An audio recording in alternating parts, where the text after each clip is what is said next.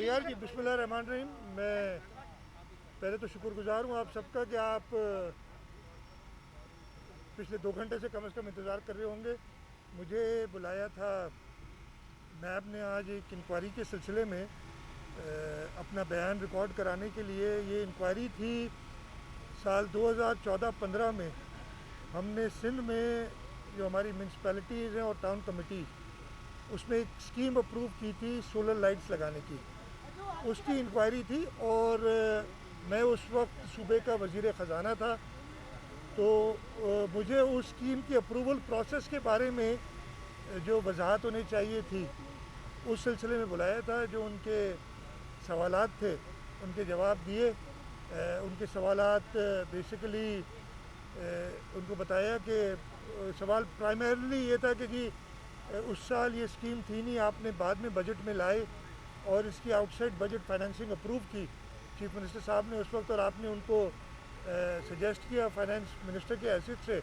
तो बिल्कुल जी वो किया और उनको बताया कि आइन का आर्टिकल 124 है 124, जो प्रोवाइड करता है कि अगर कोई चीज़ अप्रूव नहीं हो, बजट में शामिल नहीं हो और साल के दौरान, और इसमें कोई ऐसा लफ्ज़ नहीं कि इमरजेंसी हो तो आपने करनी है, साल के दौरान कोई स्कीम हुकूमत समझती है उसको फ़ंड करना है तो उसकी बजट से बाहर इजाज़त दी जा सकती है। उसको आइन के आर्टिकल को मद्देनज़र रखते हुए वो इजाज़त दी गई। और आगे उसमें एक बाइंडिंग भी है हुकूमत के ऊपर कि हुकूमत जो भी ऐसी आउटसाइड बजट एक्सपेंडिचर करे उसको असेंबली से अप्रूव कराए। हमने उसको असेंबली से भी अप्रूव कराया था।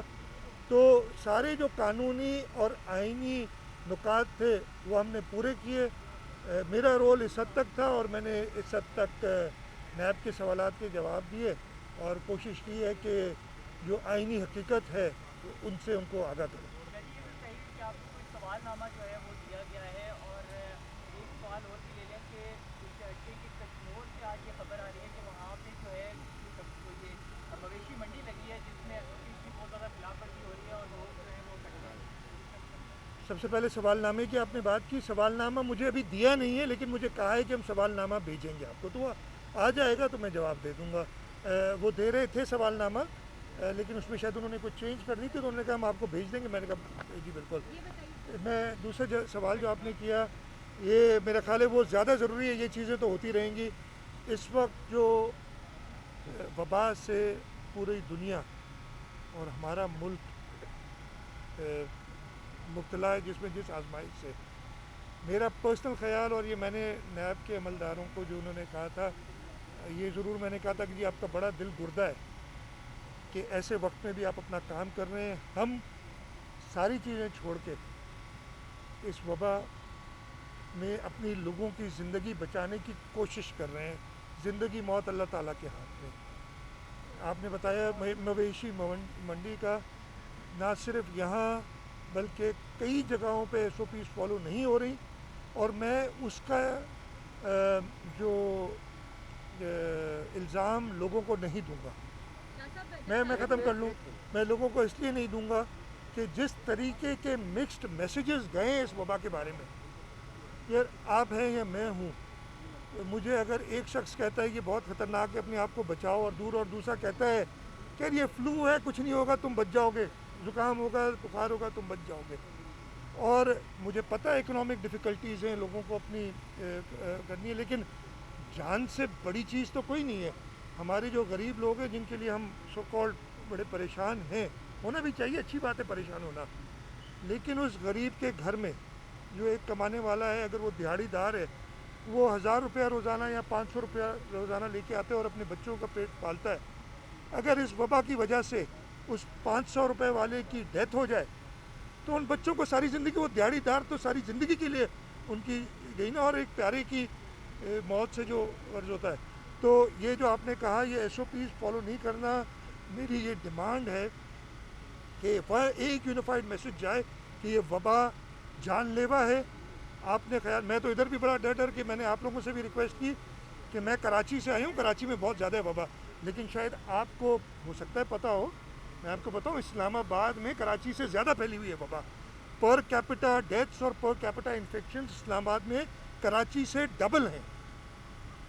ये आप लोगों को पता होना चाहिए। तो मुझे खुद डर लग रहा था कि मैं कि इस्लामाबाद, ये हर एक को जान प्यारी है। तो ये अपार्ट फ्रॉम ये नैब वैब की इंक्वायरी बड़ा अच्छा मौका मुझे मिल गया। नॉर्मली मैं कोशिश करता हूँ, लेकिन आप सब दोस्त आगे थे तो मैंने कहा बात करना ज़रूरी है। और मैं आपसे एक बार फिर कह रहा हूँ कि ये मैसेज, ये नैब का छोड़ दें, भूल जाएं। मैंने क्या जवाब दिए, जो करना है, जो होना है वो। वबा के ऊपर ये मैसेज मेरी तरफ से दोबारा जाना चाहिए कि ये सीरियस है। अभी आज की मुझे, इसलिए कि मैं पिछले 2 घंटे से अंदर था, मुझे नहीं पता क्या पोजीशन है। कल हमारे सबसे ज़्यादा इन्फेक्शंस आई थी और आज मेरे ख्याल उससे ज़्यादा आई होंगी। अभी तक रिज़ल्ट नंबर्स आगे होंगे, NCOC ने दे दिए होंगे। सबसे ज़्यादा नंबर्स आए हैं और डेथ्स भी जा रही हैं। इसको सीरियस लें जी। सारी जो इस वक्त कन्वर्सेशन है और जो सारी मीटिंग्स चल रही हैं वो ऑनलाइन चल रही हैं, चाहे वो NCOC की हो, चाहे वो आपकी होगी, वाई हो, तो राब्ते हो सकते हैं। तो ये सवाल जवाब नहीं हो सकते, आपको दूसरे सूबे से यहाँ बुलाया जाता है कि आइए और आके हमारे सवालों के जवाब दीजिए। मैं एक अर्ज़ करूँ, आपका बिल्कुल दुरुस्त सवाल है। At the cost of being criticised, इसमें आप लोगों का कसूर है। मैं किसी को पर्टिकुलर नहीं कह रहा, मीडिया का। कल से एक मैं अगर उनसे कहूँ जी मुझसे लेने फिर कहीं आने से इनकार कर दिया, अब नैब गिरफ्तार कर लेगी, अब फलाना हो जाएगा। आप लोग भी, मैंने तो कई बार मीडिया वालों से हाथ जोड़ के कहा है कि यार ये मुझे नहीं कवर करते आप, ये आज कोई ज़रूरत नहीं थी। आपने मुझसे पूछना है, मेरा एक्सपीरियंस बिल्कुल रहा है। 26 फरवरी से मैं इस पेंडेमिक के ऊपर काम कर रहा हूँ। जब फेडरल गवर्नमेंट भी करती है तो सबसे पहले मुझसे ओपिनियन इसीलिए लेते हैं कि मेरा एक्सपीरियंस ज़्यादा हुआ है। एक्सपीरियंस मुझे को ऑब्वियसली मैं पढ़ा हुआ नहीं हूँ, लेकिन मैंने हर काम डॉक्टर्स, WHO, जो रेलेवेंट लोग हैं उनकी मशावरत से किया है। मैंने मीडिया से भी ये कहा कि यार बाकी सारी चीज़ें छोड़ दो, सिर्फ इस पेंडेमिक पे करो, कुछ चीज़ें सही हो जाएंगी, ये हमारी जानें बचेंगी। आप शुरू से कह रहे थे कि लॉकडाउन को खत्म करने की ज़रूरत है, प्राइम मिनिस्टर और उनकी टीम उसकी मुखातबत कर रही थी। अब जो ये एकदम हाइप आई है इसमें, और पर 100 जो पहले मरीज आ रहे थे और जो अब आ रहे हैं उसके रेशो में भी बहुत ज़्यादा फर्क दिखाई देता है। क्या ये फेडरल गवर्नमेंट को रवैये की वजह से है? नंबर 1। दूसरा, अब नैब अचानक एक्टिव नज़र आई है पिछले 2-3 दिनों में आप लोगों के खिलाफ, इसकी क्या वजह है? देखिए, इससे पहला तो वो पेंडेमिक का आपने सवाल किया, बहुत आपका सही सवाल है। हम सब ने मिल के इस पर फैसला करना है। मैंने फेडरल गवर्नमेंट से यही कहा था कि हम किसी जजीरे में, सिंध कोई जजीरा नहीं है, सिंध पाकिस्तान का हिस्सा है। पाकिस्तान के हर शहरी को सिंध आने के लिए आपको ना वीज़ा की ज़रूरत है ना पासपोर्ट की ज़रूरत है। तो हमने पूरे मुल्क का सोच के और एक यूनिफाइड स्टांस लेना है, तभी हम इससे बच सकेंगे। हाँ, हमें जो फैसला फेडरल गवर्नमेंट ने, मेरा ख्याल है, करना चाहिए था, और ये मैंने 13 मार्च को प्रपोज़ किया था कि अपने इंटरनेशनल बॉर्डर्स बंद कर दें और जो बाहर पाकिस्तानी हैं जो मुश्किल में, उनको लेके आएँ, लेकिन उनको प्रॉपर क्वारंटीन और उनका प्रॉपर इलाज और उसके बाद उनको आने दें। ये नहीं माना गया और वो चीज़ काफ़ी अप्रैल में जाके इस पर अमल दरामद हुआ कुछ, और ये हमारे लिए बहुत नुकसानदेह साबित हुआ है। अभी भी मैं कह रहा हूँ कि हमें एक यूनिफाइड स्टैंड लेना चाहिए और इस पर बात करनी चाहिए। और आपने जो नैब का सवाल किया, मेरा ख्याल है तो सिल्वर लाइनिंग, और जो मेरे फ़ायदा आज हुआ है इस चीज़ से, नैब के सवाल जवाब होते रहेंगे कि मुझे आप दोस्तों से और इस्लामाबाद वालों से मुलाकात की एक मौका मिल गया है। आखिरी सवाल कर लें। यही सवाल के शहबाज शरीफ साहब कल नैब में पेश नहीं हुए, आप यहाँ पे पेश हो गए हैं, और लॉकडाउन के आप सख्त हामी थे कि लॉकडाउन होना चाहिए। फाइनली आपने वज़ीर आज़म की बात मान ली, तो क्या आपको प्रेशर दिया गया है कि नैब में आए और लॉकडाउन भी वज़ीर आज़म का माने? नहीं, इस पर ऐसे प्रेशर में मैं अपने, इस प्रेशर में नैब में 100 बार बुलाएं, इस प्रेशर में नहीं आते। मैंने जब बुलाया गया था तो अपीयर होना था, इसलिए हाइप इतनी क्रिएट हो जाती। मैं इनके डर से नहीं, आपके डर से आया हूँ। एक सवाल मैं इनके डर से नहीं आया कि आप लोग जो फिर शुरू कर देते ना तो उस डर से मैं आया हूँ इधर कि सामने हाजिर हो जाऊँ कि अब बस गिरफ्तार होने वाला है, ये होने वाला है। आप लोगों से डरते हैं, बाकी अल्लाह मालिक है। जी जी। ये बताइएगा कि आप फेडरल गवर्नमेंट से इन टच भी हैं, आपसे मुशावरत भी होती है, मुख्तलिफ फोरम्स मौजूद हैं, कितनी ज़्यादा सीरियस लगती है इमरान खान साहब आपको कितने ज़्यादा ज़ाती तौर पर सीरियस लगते हैं? क्योंकि हम देखते हैं कि वो पोजीशन चेंज करते आए हैं, आपकी कंसिस्टेंट पोजीशन थी। इसी में शायद अगर ऐड कर लें तो ज़्यादा बेहतर होगा कि जहाँ सिंध की जानिब से प्रेस कॉन्फ्रेंस की जाती तो आपकी जानिब से फौरी तौर पर जवाब आ जाता, तो ये मैं प्रेस कॉन्फ्रेंस का जवाब आप भी कर लें, चलें। किस तरह बनाते हैं? क्या हुकूमत पंजाब में जो बड़ी मार्केट है वो बंद करने जा रही है, लाहौर फैसलाबाद और रावलपिंडी, क्या सिंध हुकूमत की इस तरह कुछ मैं दोनों पहले जो आपने जवाब दिया, मैं किसी के ज़ाती मेरा एक आईनी हैसियत है, एक सूबे का चीफ एग्जीक्यूटिव हूँ, अपनी ज़ाती राय नहीं देना चाहूँगा। आपको पर्सनली तो दे सकता हूँ, बट मीडिया पे अपनी ज़ाती राय किसी के बारे में नहीं देना चाहूँगा, वो मुनासिब नहीं होगा। मैं सिर्फ यही कहूँगा कि प्राइम मिनिस्टर साहब को पूरे मुल्क का सोच के और ख़ास तौर पे लोगों की जानों का सोच के अपने फ़ैसले करने चाहिए। आपने सवाल किया हम प्रेस कॉन्फ्रेंस करते हैं, फिर फेडरल गवर्नमेंट करती है।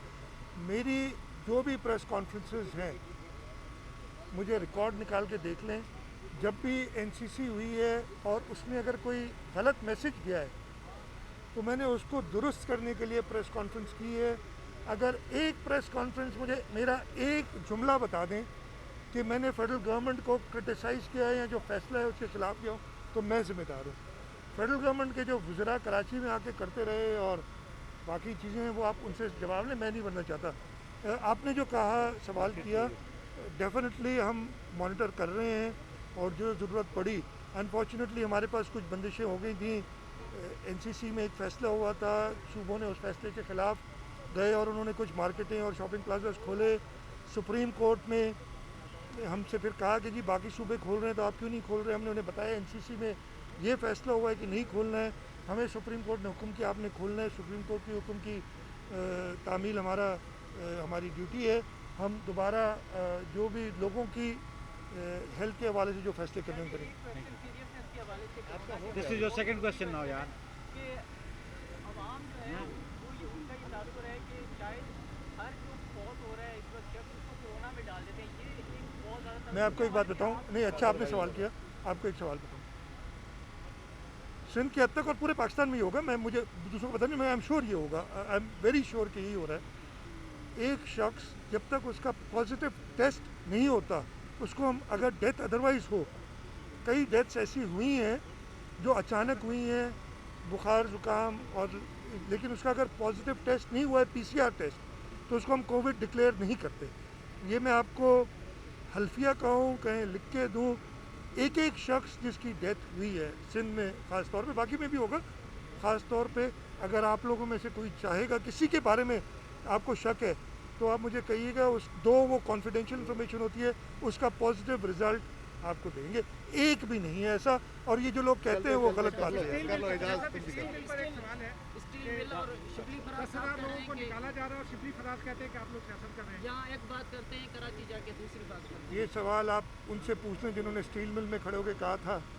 आपने सबने देखा होगा कि अगर स्टील मिल के मज़दूरों को अपना हक़ नहीं मिला तो मैं तहरीक इंसाफ की हुकूमत के साथ नहीं, मैं मज़दूरों के साथ खड़ा हूँगा। मज़दूर इंतज़ार कर रहे हैं, हम तो मज़दूरों के साथ हैं और उनके हक़ के लिए लड़ते रहेंगे। अब उम्मीद करते हैं जिन्होंने, और उन्होंने ये भी कहा था, आपको गवाह किया था मीडिया को, अब पता नहीं मीडिया अपना फ़र्ज़ निभाता है या नहीं, वो मीडिया की मर्ज़ी है।